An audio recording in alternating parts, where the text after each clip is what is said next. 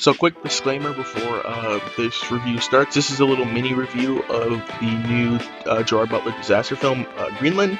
So, this was reported a few minutes after I just had watched it, and there will be a written review on Instagram. So, this is just my initial thoughts on it. Now, the rating at the end is just kind of like my initial thoughts on it. So, it could be the same rating, and it could be a different one on Instagram. The link in the description will be for the written Instagram post, and it will be a pinned comment in the comment section below. So, enjoy the video. So I just watched Greenland, and it was a movie. Hi, it's Mac from Mac Movie Reviews, and today I'll be giving a little mini review of Gerrard Butler's new 2020 disaster film, Greenland. So before we start, I want to give a shout out to my co-host at Miss Flamingo. She was able to give me the hookup on the early screen that STX was doing for this film. That was definitely awesome. Thanks for keeping me in your mind when thinking about early screenings and such. I'm actually recording this a few minutes after I watched the film, so my thoughts are still fresh on it. So if you see the rating that I give it on this little mini review, and it may be different from when I get on Instagram, so just bear with me in the fact there. So when I first saw the trailer for this movie, I immediately thought this was another Roland Emmerich film. No, I was really wrong. This is by Rick Wall, who did The Angel Has Fallen. He's doing the fourth movie, so this is completely different. But you can tell that it's just taking really influence from Roland Emmerich's other disaster films, that being 2012 and Day After Tomorrow. Honestly, if you want to combine those two films and just put a big comet as a disaster, I would say that all three of these films are the same. But this one has a little bit more star power, because you have Gerrard Butler as main character, although Day After Tomorrow had Jake Gyllenhaal as the supporting actor, but that doesn't matter. Greenland it's an okay disaster movie, but being an okay disaster movie is like getting a third place trophy at a sleeping contest. It's pointless. There's stuff in this film that works. I like the VFX effects. The VFX effects in the film, I thought when they showed the disaster happening with the comet striking Earth, I thought that was really well done.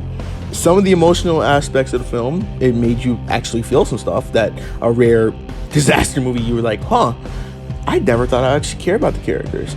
And I will say that the concept of a comet striking the Earth and having to rush to actually existing bunkers in Greenland that has been reported on, I feel like that'd be interesting. Like, I feel like that's a very cool concept. But I'm gonna tell you about the stuff I didn't like about this movie. First of all, the performances. I wouldn't have to say no one gave like a really terrible performance. It's kind of going towards the kid actor.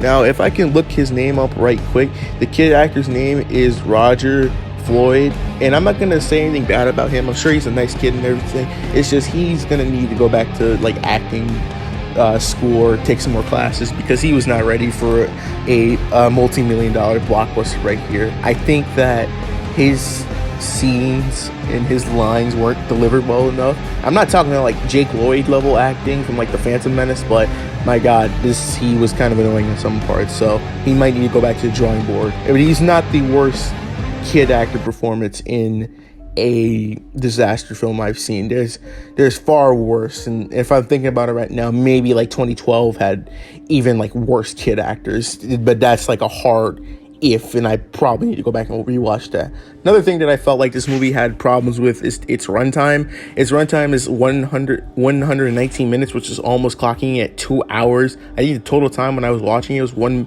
hour and 57 minutes, so that's almost 2 hours. There's about maybe 30 to 45 minutes you can cut out of the movie that it would make it feel a little bit closer, because there's points in the movie where I'm just like, well, I think that it wouldn't, that you can cut there, you can cut that, you need that. And there's some like, disaster movie cliches, like they get separated, they get, just taken. It's just anything that could happen in a disaster movie.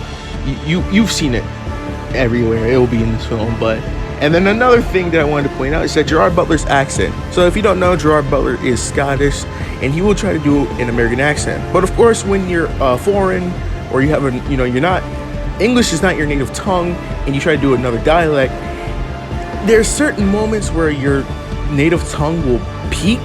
So in the beginning of the film, at first listen, you will hear that there's moments where his accent broke, in, like you heard his Scottish come out, and then he was go back to the American accent, and then halfway in the movie he just said screw it, I'm just gonna go back to the I'm just going Scottish all the way through to screw it. I don't know if his character was from Scotland or he was just an American. I just don't know. They didn't really explain that well. It's definitely one of the bigger questions I have in this Greenland cinematic universe. Overall, I feel like Greenland is a very forgettable disaster film, and that's sad because we've definitely had more memorable ones. But is it a bad movie overall?